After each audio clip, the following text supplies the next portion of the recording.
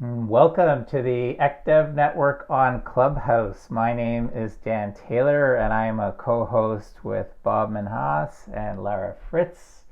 And we're excited for you guys to be with us today. A little bit of background on me. I am an economic developer in the town of Innisfil in Ontario, and I'm also a strategic advisor and guide to those in the industry. And I really just help people get more focus, cut through the clutter, and ramp up their game to be more efficient and more effective helping their communities. Bob, over to you. Thank you, Dan. Really great to see some regular faces, which is always nice. My name is Bob Minhas. I'm the co host here with Dan Taylor and Lara Fritz, and I work with economic development teams to help their small businesses create knowledge economies. Today, I just want to set the room for those of you that haven't been with us before. Now, the session today is being recorded, which you can see in the subject heading. Dan is really great at repurposing what we share here into a podcast format, so for those who weren't able to attend, can always listen to it after the fact. The theme today that we're going to talk about is technology and economic development. So we're really going to get into some sort of advice that perhaps our speakers or other people can share around the idea of what technology has really helped in their economic development path.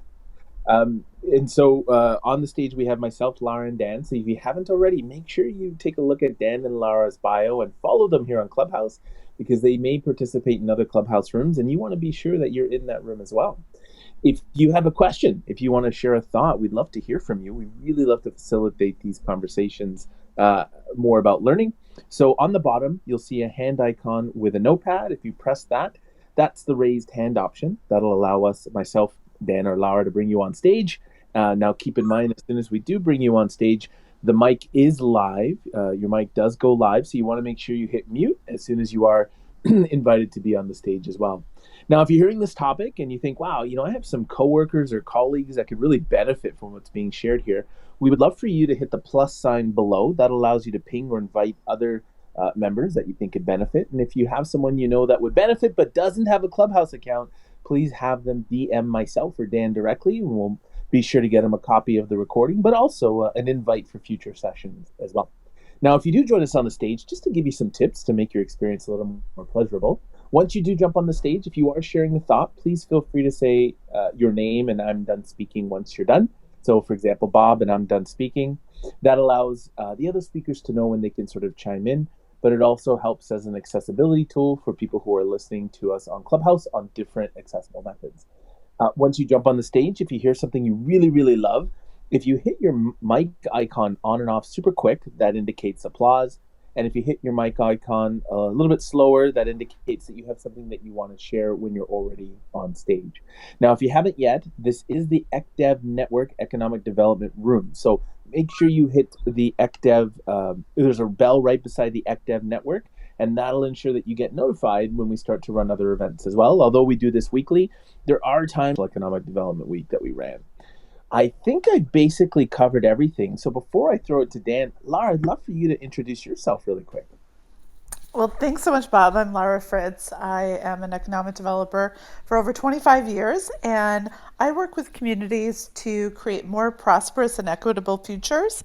And I am deeply passionate about economic mobility, increasing economic growth, and enhancing commercial districts. So, excited about the conversation today on how we use technology to accomplish those key initiatives. Thank you, Lara. And I'm just going to hand it over to Dan. Now, Dan, I'm going to ask you to introduce yourself, but I'm also going to pose the first question for you and Lara, and then hopefully that'll indicate uh, strive for some questions from the audience. So, easy question. Let's keep it simple, Dan. What is that one piece of technology that you found has really aided your work in economic development? So that's the question, but please feel free to introduce yourself first. Thanks, I will, Bob. And can you double check that we're an open room? I was getting some odd not being able to ping people, and I don't know if that was me or just our room structure. No problem. Thank you. Yeah, so as I said, I'm Dan Taylor. I'm the Economic Development Catalyst for the Town of Innisfil, working on some really neat, exciting things in a little rural community that punches well above its weight. And as I said, I am a strategic advisor and guide. So I really help economic developers get clear, save time, and help improve their performance. So that's a really good question. Um, I would say that I think a really important piece of technology for us is we have a CRM. In our case, we're using something called Active Campaign. And a CRM, for those that aren't familiar, is a customer relation management tool. Think of it as a fancy digitized with a Swiss Army knife of Excel spreadsheet.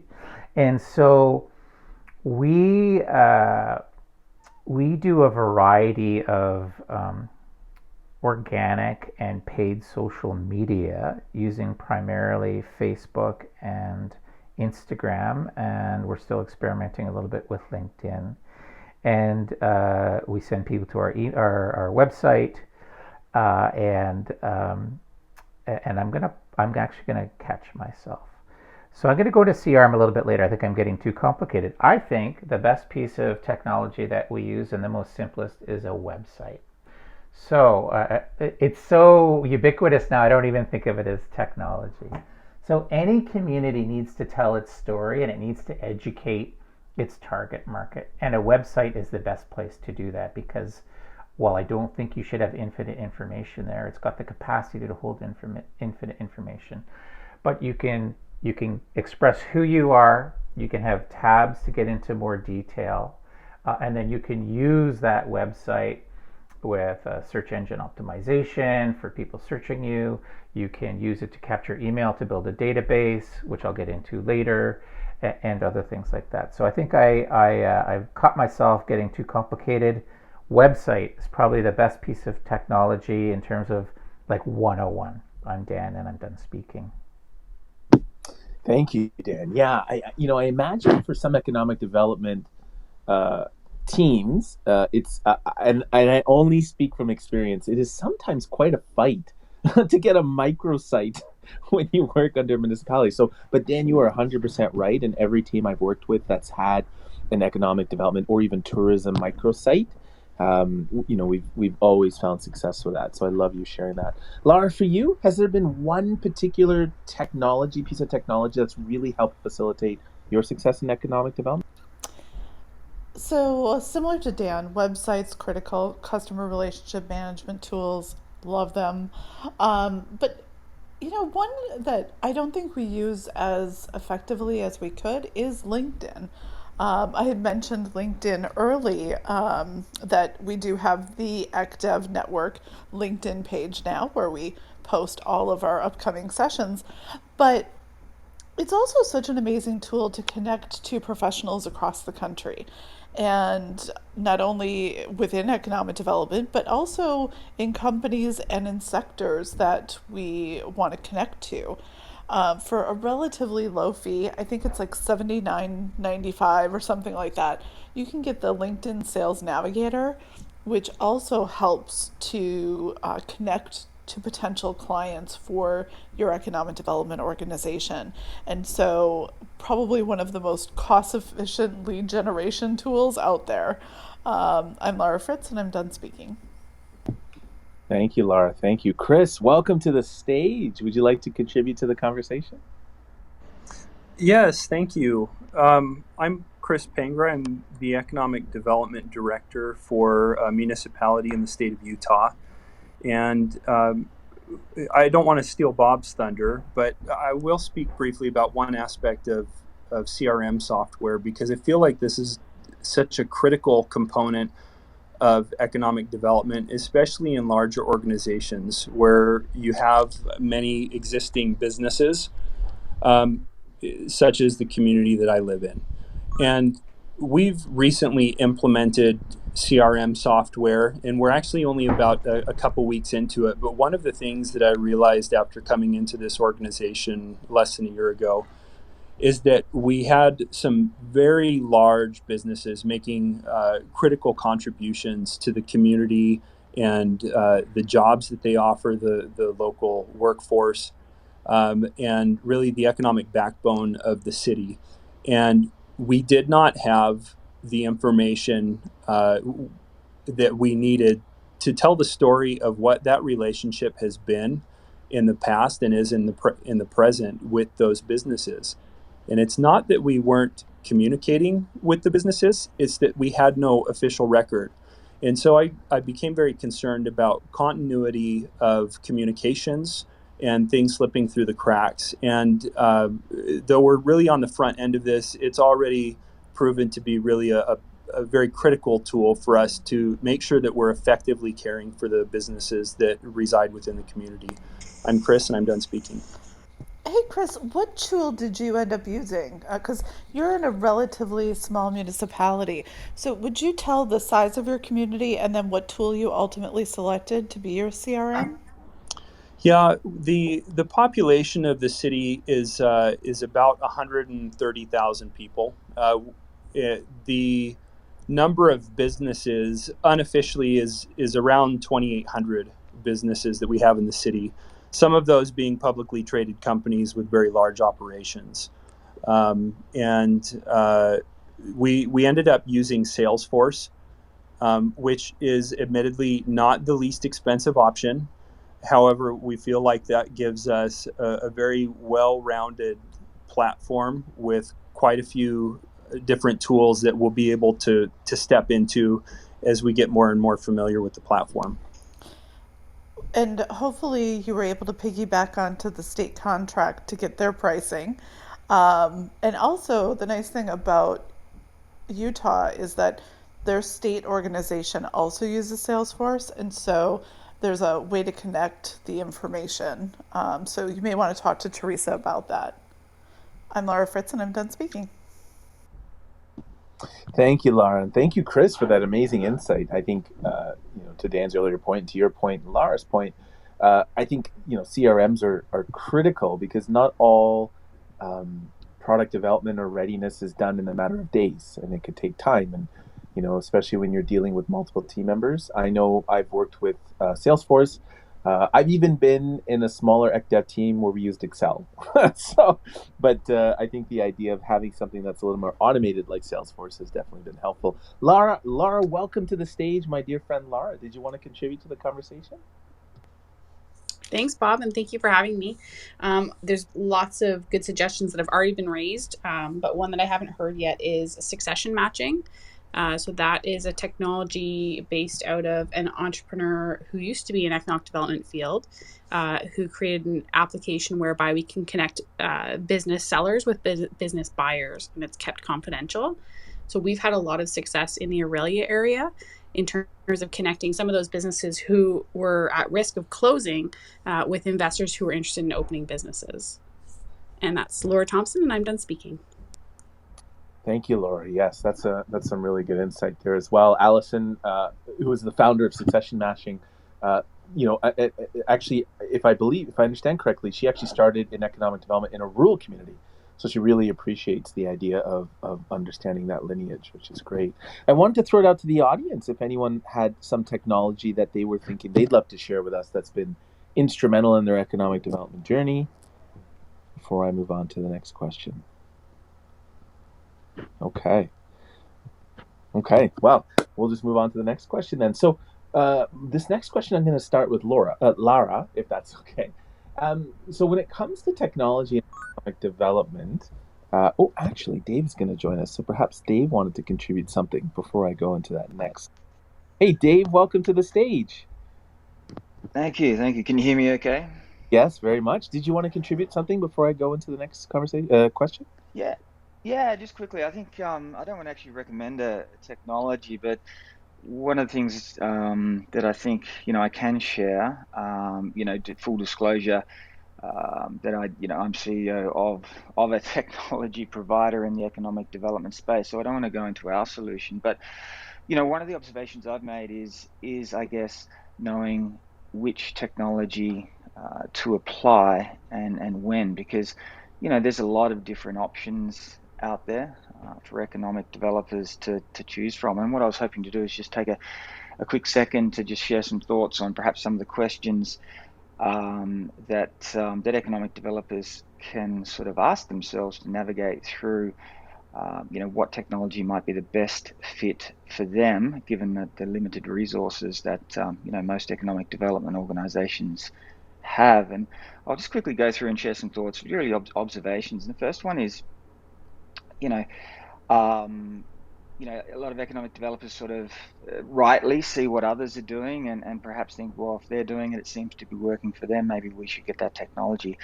The challenge I'll pose to the participants, and I also, pose to any economic developers when I'm having discussions with them, is to, be a little bit more rigorous and start with the initial question of really understanding, who, your primary audience is, who you're trying to help, who is that target audience, who you're trying to really focus on most. Is it site selectors? Is it local businesses? Is it entrepreneurs? Is it a multiple? If it is a multiple, who's the most important? If you try to help everyone, then perhaps with technology solutions, then perhaps you won't be able to help everyone or anyone because you're not really focusing. It's classic business. So I'd say, once you really try to work out who it is that you're really trying to help as an economic development organization, you can then move on to question 2. Okay, so there's no technology question in that one. It's really just trying to work out who you're trying to help. Question 2, once you've worked that out, is really about trying to understand, why they need your help. What are they trying to do? What questions are they asking? For example, if you are trying to target site selectors as part of business attraction, FDI program, or business development, do you really understand their process? Do you really know, a lot of those those questions they're asking? For example, site selectors, just to use that as an example again, they ask many different questions at different stages of their process. Do you understand those different questions? If you're trying to help local businesses and entrepreneurs, what questions are they trying to answer? So once again, this is all independent of technology, but it's this foundation.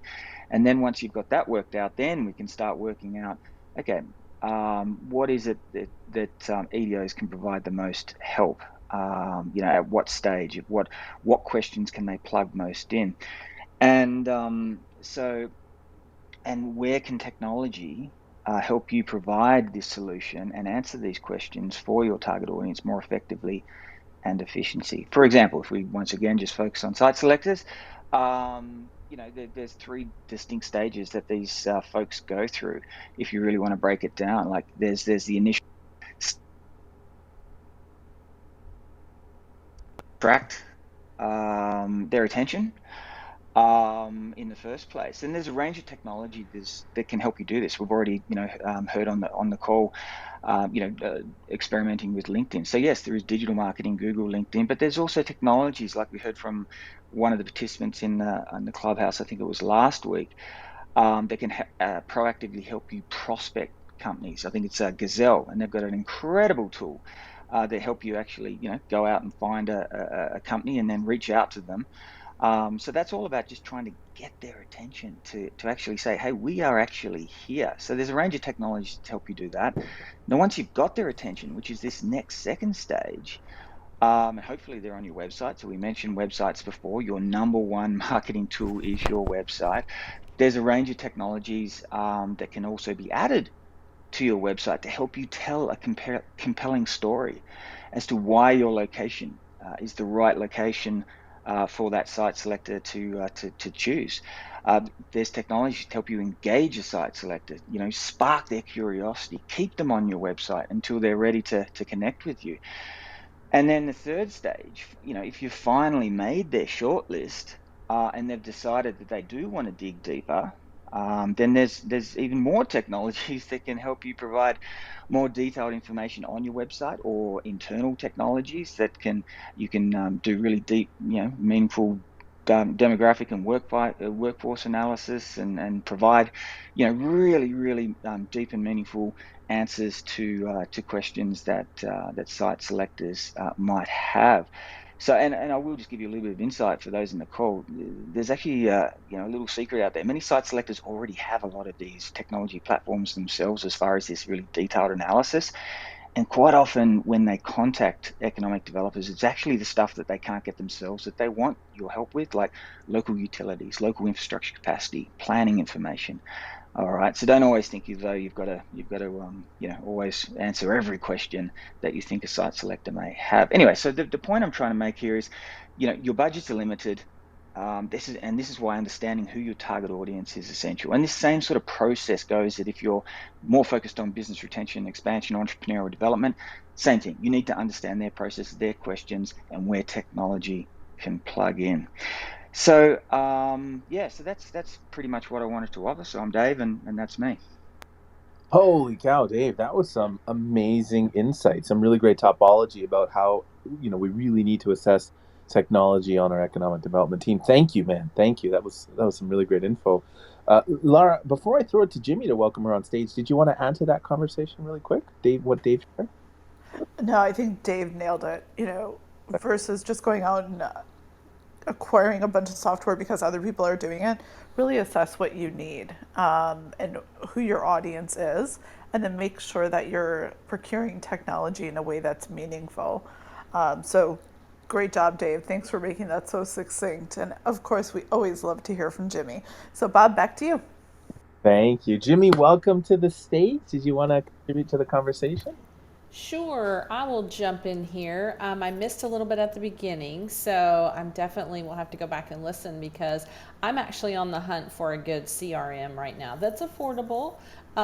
So yeah, if y'all talked about those, I got to go back and listen.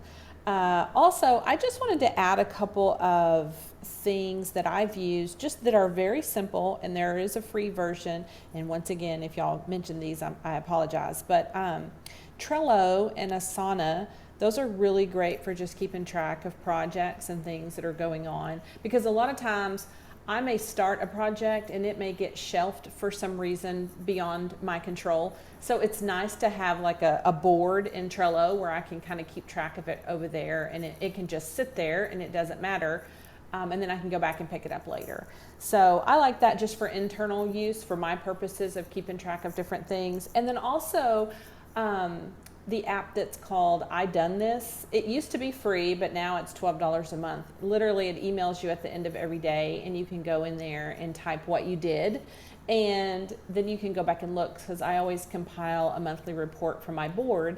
And I never could remember, like, I'm just a worker bee, so I'm working. So I never could remember what I had done. So when I found this app years ago, I loved it, and I've kept using it because I can go back at the end of the month and review what I've done and make a pretty good report for my board. So those are just a couple of little simple things. And like I said, Trello and I think Asana as well have a free version. And then I Done This is only $12 a month. So it's helpful for me. It's just on a small scale. So I'm Jimmy, and I'm done talking.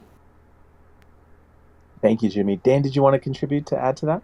Yeah, I did. Thanks, Jimmy. Those are great tools, and I'll add Slack, which is, I think, comparable to maybe Asana or Trello. I can't remember. I've used all of them at some point in time.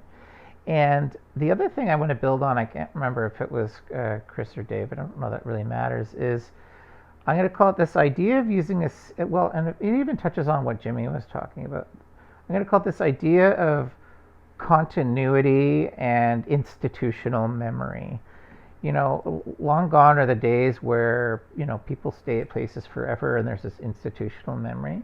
So I think one of the most important things about a CRM is capturing the conversations and the information that's important about existing businesses in your community, absolutely for sure, and any other activity that you're doing. Because without that, I think we're doing the communities that we work for a disservice. And because CRMs are so ubiquitous now, it's really, to me, it's like a must-have, and I think it adds to the profession by making us even more professional. So I would just suggest this idea of continuity and now formalizing institutional memory in a CRM, I think, is very important for sharing within the team and with other people as they move into the roles and other people exit. I'm Dan, and I'm done speaking. Thank you, Dan, for adding that as well. That's great. Jimmy, that was some great advice. I know that as an entrepreneur, not no longer in economic development, I'm a huge fan of Trello and Slack and a lot of these other free tools, because even the free version gives you quite a bit of quite a wide berth to work within. So that those are some really great pieces of advice. Thank you. Did anyone else in our audience or anyone else want to contribute to this part before I go on? Actually, the next step will be to reset the room. But before I reset the room, did anyone else want to add to that? Okay. Let me get with the reset, and then we'll move on to our next question. So, welcome everybody. My name is Bob Manhas. I'm the co-host today with Laura Fritz and Dan Taylor. You are in the ECDev Network Clubhouse Club, and we are talking today about technology and economic development. For those that aren't aware, our session is being recorded today. We do re-leverage what's shared here today in a podcast for those who are unable to attend, so that they can still get some benefit from it.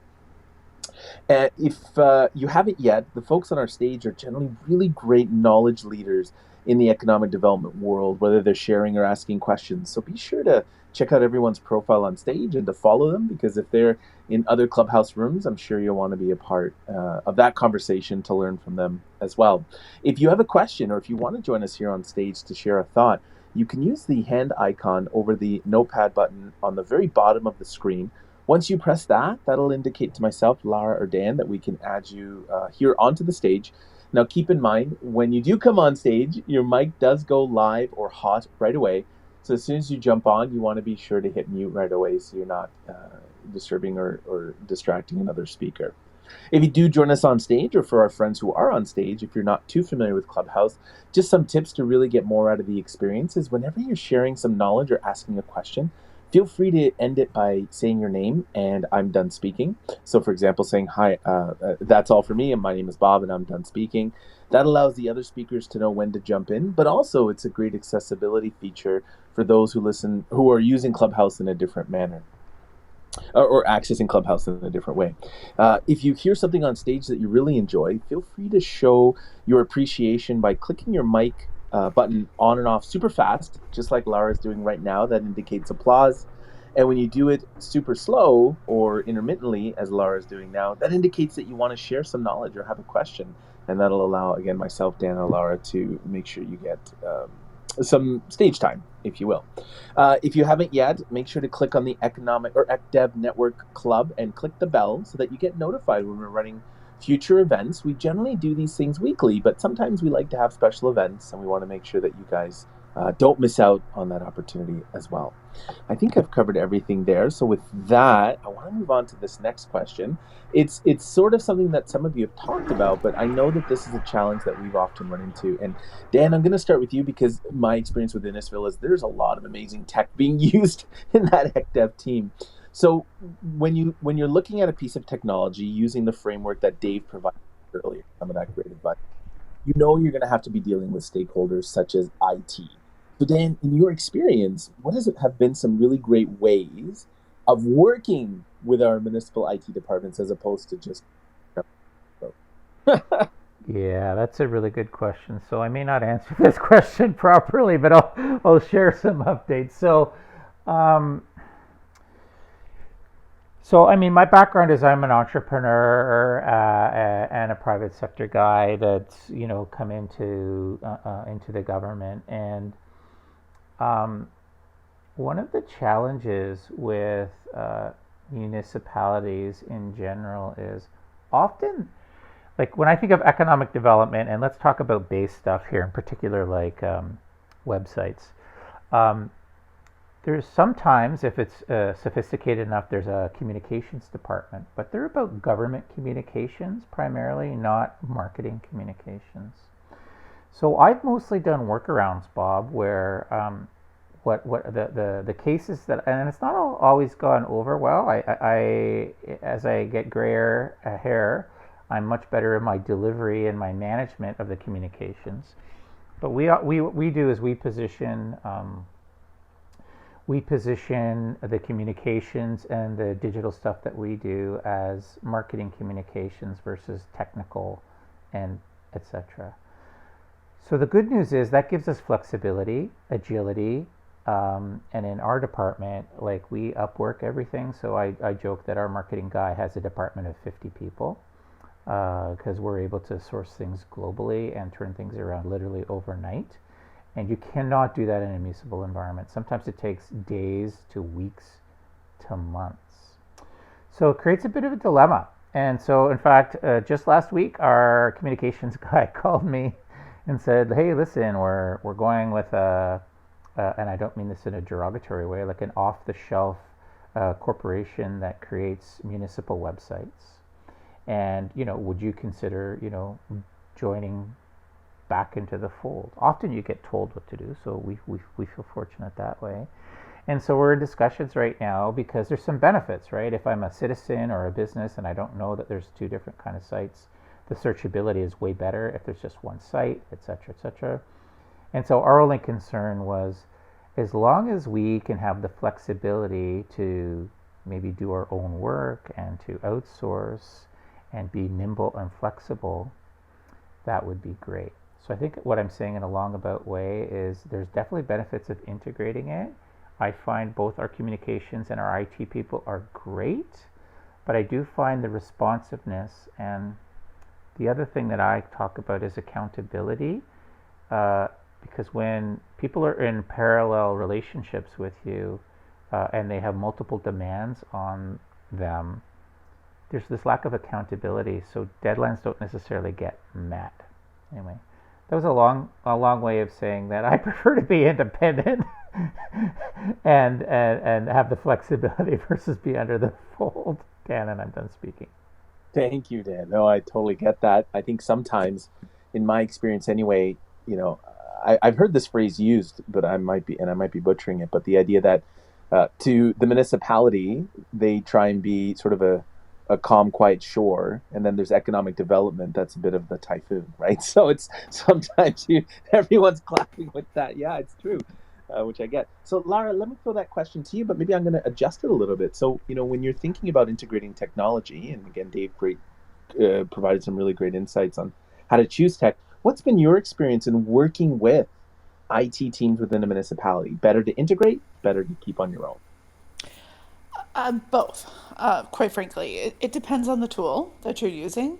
So, for example, we use CoStar a lot in the organizations I've worked for. CoStar is a database of commercial property and has amazing data analytic to it. That's something that is cloud based that really doesn't involve the city's IT infrastructure. So I can go out and procure that on my own. Salesforce, on the other hand, now we're talking about this is happening in my department, but what if other departments start picking up Salesforce? Should we start to connect our Salesforce so that every department doesn't have their own CRM tool going on? At that point, it's important to engage your IT professionals just so that there's somebody who's keeping an eye on where those connections need to happen. And so I've always made sure that my IT departments have a laundry list of the tools that our staff is using, so that they can be on the lookout for those connections with other departments. I'm Laura Fritz, and I'm done speaking. Wonderful. Those are some great insights as well, Lara. Thank you. Did anyone else want to add to that conversation as it relates to technology in your IT team? Okay. Anyone in the audience have? Oh, yeah, Dan. Did you want Well, Bob, maybe I want to throw a slightly like a twist on your question, and maybe somebody is I'm going to say smarter. I was going to say wiser than me, but I don't mean that in a holier than thou. I actually mean smarter than me. So, like in an ideal world, right? And I think Lara was getting at this is wherever it makes sense, you integrate. So, for example, this discussion I was having, it makes sense to have one unified website as an organization, because to keep, business people are citizens, so, and then the searchability and all that. But municipalities, like they're like capital G government, and economic development really moves at the speed of business. So maybe we could throw that question out, is like, how do we circle that square? And maybe it's even a little less about the actual technology and integration, but the municipal, like, economic development is the black sheep of a municipal government departments, right? They're not internal looking, they're very external looking. They're dealing with businesses who move faster than even economic development offices can often work, let alone the municipality. And I'm just going to toss it out there that, I'd be curious if anybody has ideas on how to circle the square or how they've successfully done that. I'm done speaking. I'd love to hear from Chris on this. So I'm fortunate that I know Chris Pangra. Chris is a former mayor as well as now an economic development director. And so he probably has a great perspective on how to be that entrepreneurial department in a much more bureaucratic community or city hall structure. So, Chris, can I throw that to you? Sure. It's a bit of a loaded question. I think the answer is through sheer force of will. Uh, there's a lot of education involved in economic development, and I do feel very fortunate that I have a very unique perspective, that I've been both an elected official, that I served as a mayor in a community that was growing faster than really was going to be sustainable over a long period of time. And one of the reasons why I ran for office was because I recognized that if we did not have significant capital investment through private enterprise coming into the business through economic development, we were in trouble. In fact, we were in trouble, and we didn't even know it yet. And so, it was a bit of a baptism by fire, entering into the economic development space. And one thing that I learned through that is that everybody really wanted the same thing in municipal government. We all wanted the same outcome. We just didn't understand that that required us to adopt a very business centric point of view. And so, what I found successful is to just keep talking. Find out what your electeds do and do not know, and what your municipal staff does and does not know, and educate them in an appropriate and friendly manner. I try not to beat people over the head with it, but that education process never stops. I'm Chris, and I'm done speaking. And Chris made such an important point, which is make sure that you have the buy in, because a lot of these tools we've talked about are can be very expensive, and being able to get the support of your elected officials for that budget line item is critical. And having the support from your elected officials helps to also get other department directors on board, helps to get the money to actually go out and procure those tools. So I loved that point. I'm Laura Fritz, and I'm done speaking. Thank you, Laura. And thank you, Chris, for that great contribution and that question, Dan. That's amazing. Did anyone else want to add to the conversation? Or we can move on to the next question. Okay. So this question, and I don't want to get too far in the weeds, but again, this is, I know, something that we're probably considering as our economic development field grows and develops. So, the other day, Dan, Laura, and myself, we had our team huddle, and we were talking about sort of the new entrants into economic development. And so what I want to pose out to this question, and Laura, maybe I can start with you, is how important now, when you're adding to your team, when you're hiring into your economic team, is tech savviness or comfort with technology? Because I know I can tell you historically, almost every job description I've had in economic development hasn't included be good with tech. But, obviously, as we're moving towards a more digital experience, I wonder, Laura, how important are you feeling tech savviness is now in an economic development officer, a new entrant? I think it's almost inherent today. Where maybe that's why you're not seeing it on job descriptions, is you do have to have some level of tech savviness. Doesn't mean you need to know how to go in and code Salesforce, but you have to be astute enough to be able to go in and put some basic data into the system. So, I think that it's absolutely critical that there be some savviness. And I think, again, it doesn't have to be that deep of knowledge, but it does have to be at a level where you can be functional with whatever tool is being thrown at you. And there has to be a willingness to learn those new tools as well. I'm Laura Fritz, and I'm done speaking.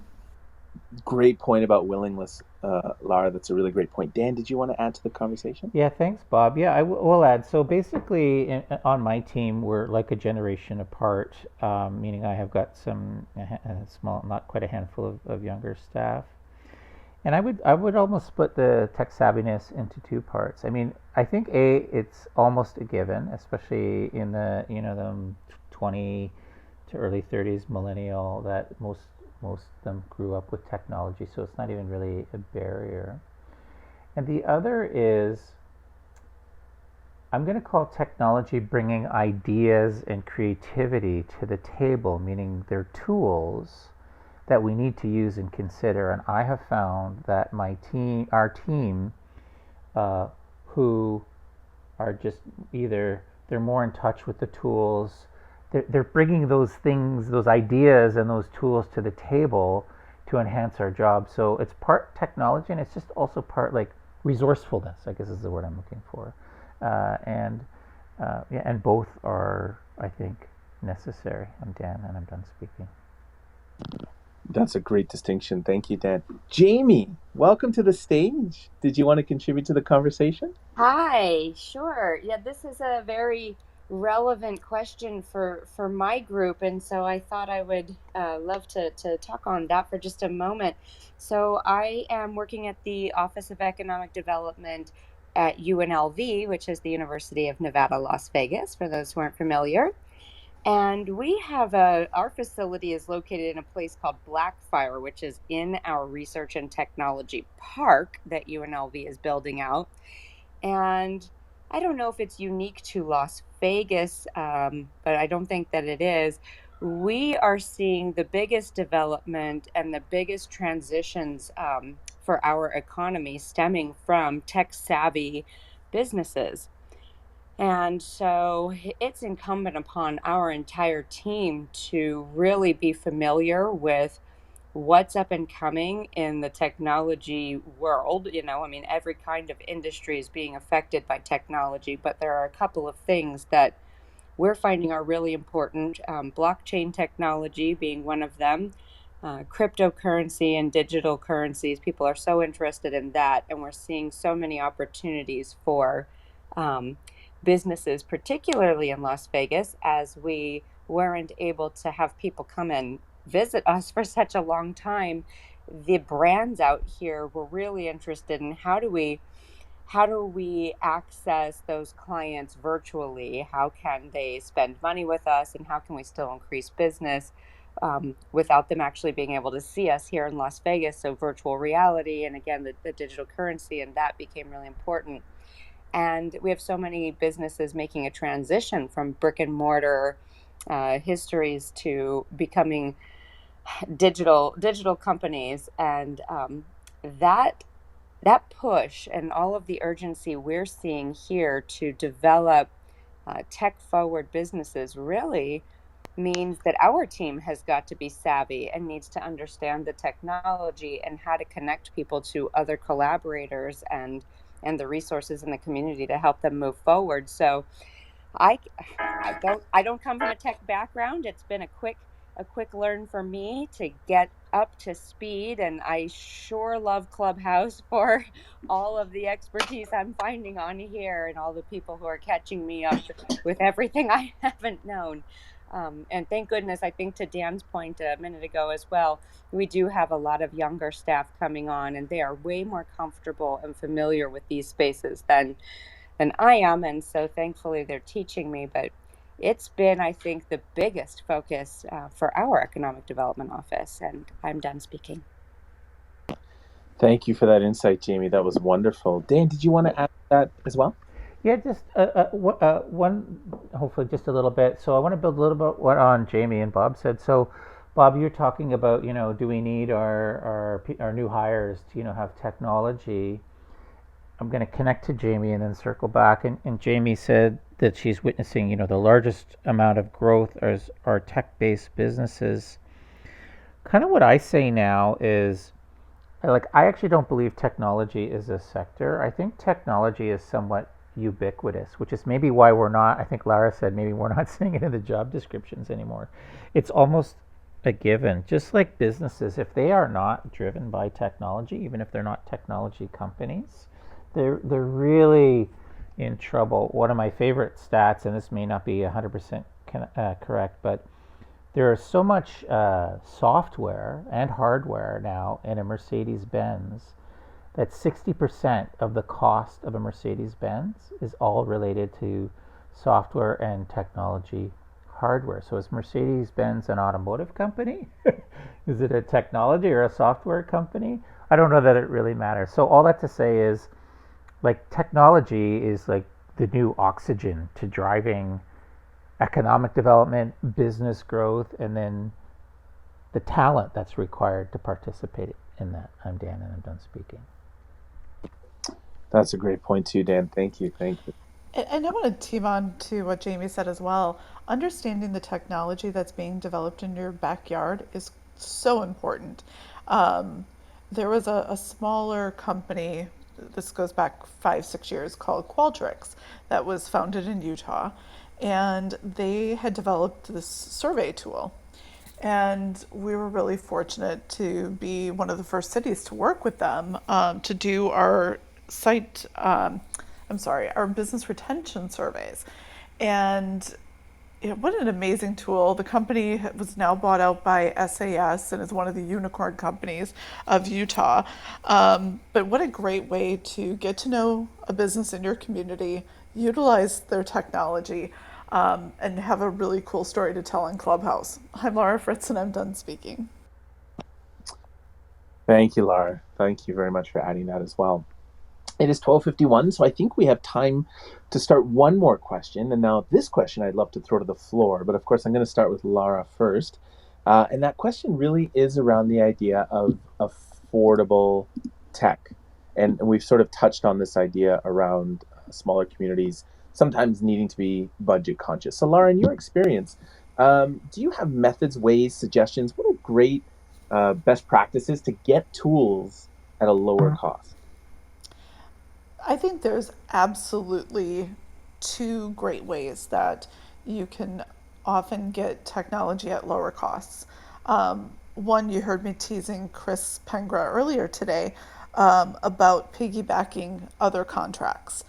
If your state, county, regional organization has a contract for one of the software tools you're interested in, many times you can piggyback onto those contracts and get their same rate. So that's one great way. The second is if you are a nonprofit economic development organization, there's an organization called TechSoup. They offer software at a reduced or in some cases free to nonprofit organizations.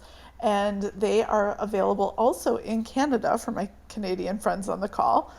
You can get software like Microsoft, Adobe, Intuit, Amazon AWS, and Asana. We talked about Asana, the project management tool. All of those can be purchased at a reduced rate or in some cases donated to nonprofit organizations.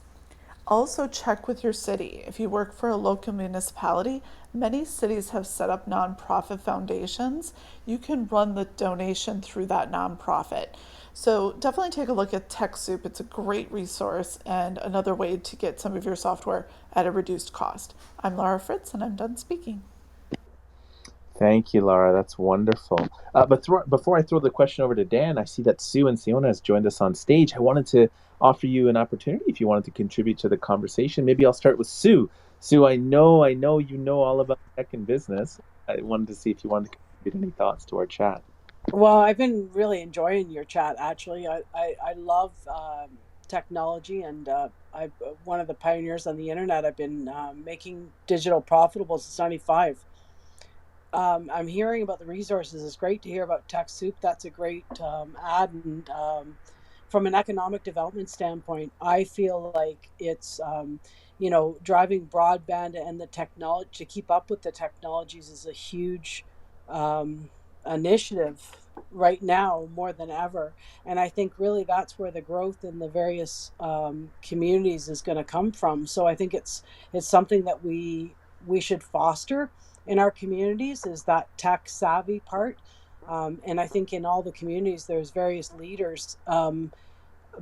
And I feel like now more than ever, it's more important because there's all these, like the business failure rate back in the day, I think was pretty bad, but that was before technology.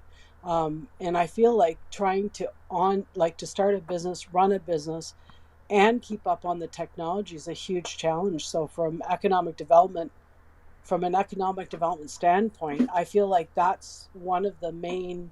I think that besides broadband, I should say, getting people or creating a community of, like, bringing the community together. So you've got your geeks and you've got the government together to kind of get that going. Because I think really, quite frankly, businesses are really challenged for time right now to rebound, and technology is the answer. So I feel like a lot of the, any of the work that economic development teams do should include the ability for people to pop up and share, because I think that it's moving way too fast for individuals to keep up with. I guess that's a far more succinct way of saying it. My name's Sue Sutcliffe, and I'm finished. Thank you, Sue. That's insightful. Thank you. Sana, welcome to the stage. Great to see you again. Did you want to contribute to the conversation? Yes, thanks, Bob. I think when we talk about what affordable technology, I love all the options that were brought up here. I think also what we've done in Northern Colorado is we've crowdsourced those. So we do a lot of our business retention and expansion collaboratively. And so our county actually purchased the CRM and did the training for us, and we all contributed some financial support there, but also time, talent to develop the CRM. That's one of the aspects that I wanted to mention. And then Lara's conversation about really knowing what technology is being developed in your community is really important. I like to say in economic development, I know a lot of random things, but not enough to be dangerous in any one topic. But the reason that's so important is I think we do a lot of matchmaking in our community, right? So when you hear about a fintech company or an HR online company, being able to connect the dots and being able to support them in making introductions with either supply chain opportunities or future customers, I think is a really big, important piece of that. And so being able to understand the technology you have in your community and how you utilize that so that you can make those connections with your businesses is a big piece of that. I'm Sana, and I'm done speaking. Sana, if I might jump in just a moment, Bob, do you mind if I ask one quick question? Not at all. This is wonderful. No. Awesome. Thank you. So one of the challenges that we are having in Las Vegas is that we've got a really disparate, many disparate efforts to develop technology and innovation. Everything's kind of gone in silos as people developed it over the years here. Part of that is just the nature of our city. It's a very independent, entrepreneurial type of person that comes here, and we had not had any centralized, organized place for that type of development to come under. And now we have the city of Las Vegas, city of Henderson, city of North Las Vegas, the university, the county, whichever other groups that are recognizing we need to have one umbrella so that communication is clear. When people are putting on events, it's clear, and that kind of thing. But it's been a little bit of a challenge. I think we're going to spearhead trying to create the umbrella that unites everybody. But has anyone had a challenge like that they've managed to pull together in their communities? And Son, I asked it in response to your question, just because the way that you were discussing collaborating in your group and understanding the technologies within your community to make referrals, that really resonates with me. I'm Jamie Schwartz. I'm finished asking my question.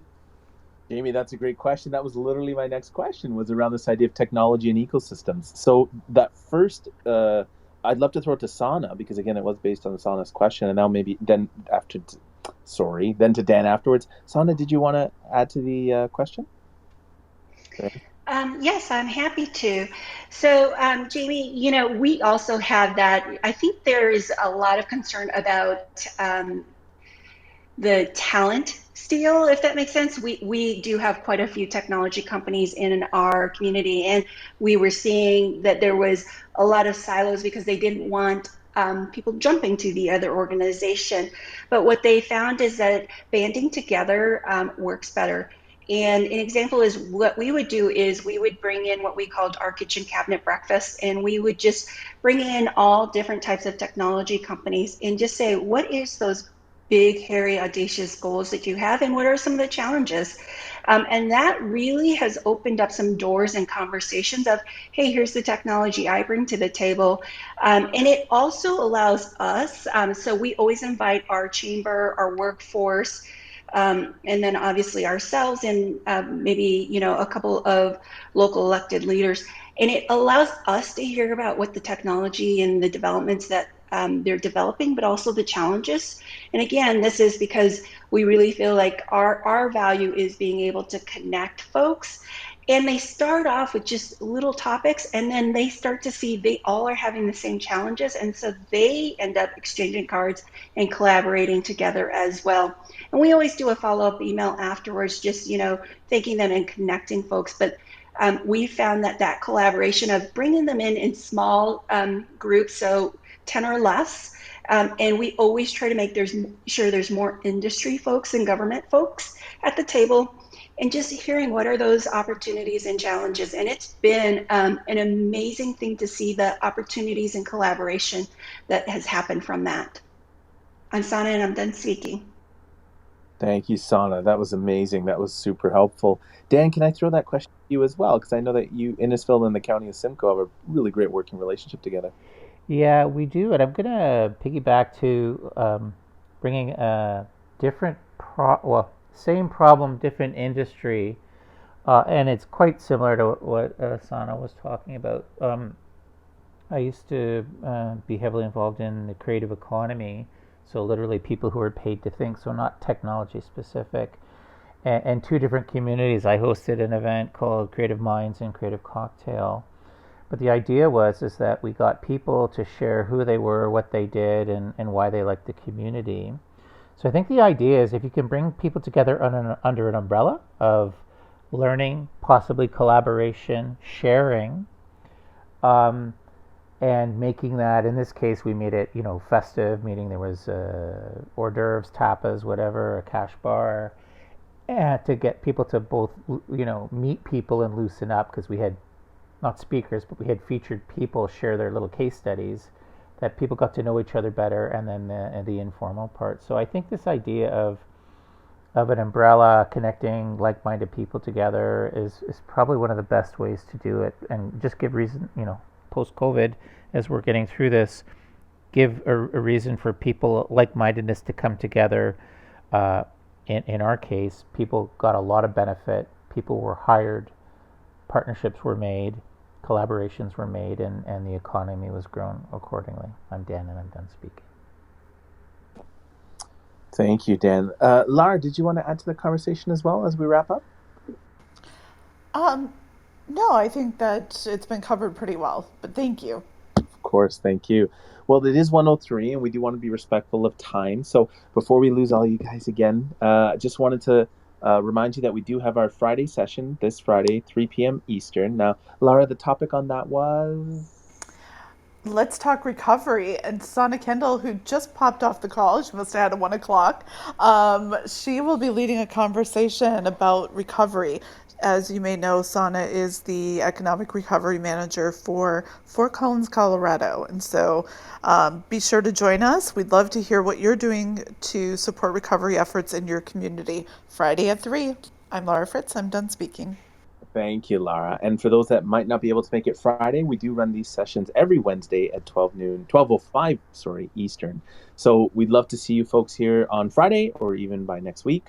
If you haven't yet, as Lara mentioned at the beginning of the call, be sure to join the ECDEV Network LinkedIn page so that you can stay in touch with everything we're doing and catch some of the replays. And if you know someone, a coworker, a colleague, or just heck, even family that you think could benefit from these conversations, or more importantly, contribute, Dan, Laura, and I would love to see some more folks coming in and sharing some topics here.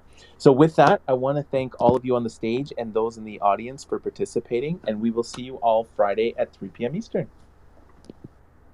Thanks, everybody.